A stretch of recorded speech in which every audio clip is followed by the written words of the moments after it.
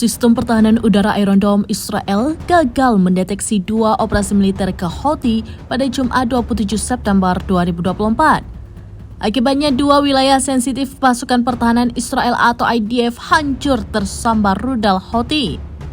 Dilansir dari Tribunnews.com, hal itu diungkapkan oleh juru bicara militer Angkatan Bersenjata Yaman, Brigadir Jenderal Yahya Saree.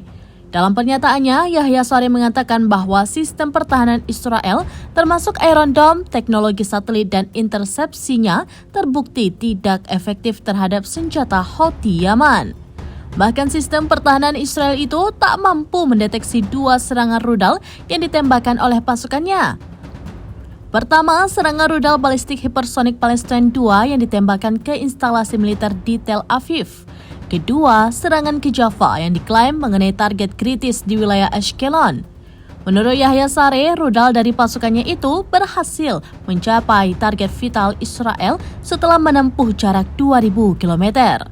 Yahya Saree juga menekankan bahwa serangannya itu sebagai bentuk solidaritasnya terhadap gerakan perlawanan Palestina dan Lebanon. Ia pun menekankan akan terus menyerang lokasi-lokasi sensitif dan strategis Israel.